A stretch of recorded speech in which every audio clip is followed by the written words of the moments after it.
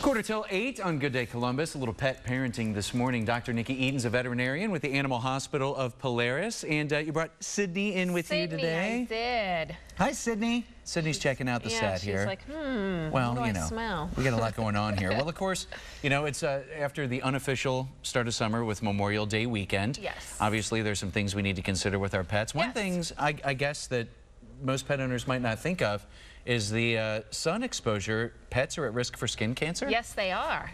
And the most common areas that we see it in pets are the ear tips, because they're exposed, the nose. So I brought Sydney because she's kind of my pinkest dog.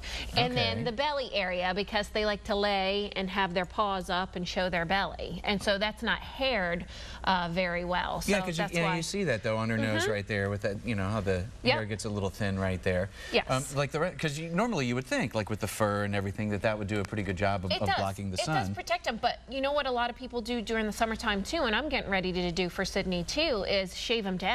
Right. So when you're shaved down, you're not as protected. That fur's not there anymore to protect from the skin rays or the sun rays. Okay. So then as far as these exposed areas, what can you do for those? You know what I recommend to people is baby sunscreen. Now, don't get the spray, get the lotion. And like for Sydney's ears, what I would do is, you see this nice pink area here, is I would take it, I would lather it up, and I would make sure that I would get all these areas really well. Her nose, now this is the big thing that you have to be careful with, is that she doesn't lick it off, but you actually put it on the nose and then rub it in very well. And then the same with her belly, I would do the same thing. That's their tendency too, though, if there's something, there that they want to lick it off. And then cats, you have to be really, really careful. So if you have a cat that goes outside, there are certain ingredients, diactyl salicylate, in sunscreen that you cannot use on cats because it is toxic to cats. Okay. So those are some of the things that you have to be worried about, because dogs and cats are definitely not the same. So, and I know there are lots of cats that go outside. Right, right. Oh, absolutely. And of course, when it comes to all our pets, I mean, the weather's nice. We want them to be out with us all the time in the sun and everything. Now, I know that it's a little cooler today, but I mean, with all the warm temperatures we saw already, and then when it gets to be, later in the summer, it gets really hot. What are some common sense ways that the folks can protect their pets from the heat? Well, first and foremost, and I know people hear this all the time, don't put them in the car. Don't roll up the windows, because it gets very warm very, very, very quickly.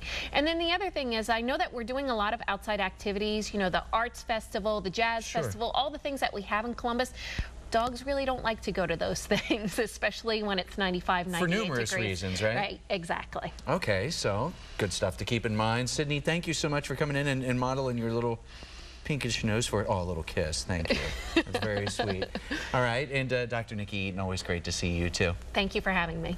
Lisa, got to make sure that Scooter is well protected. I'm telling you, I think Sydney's Scooter just as happy as we are with the change in the weather, enjoying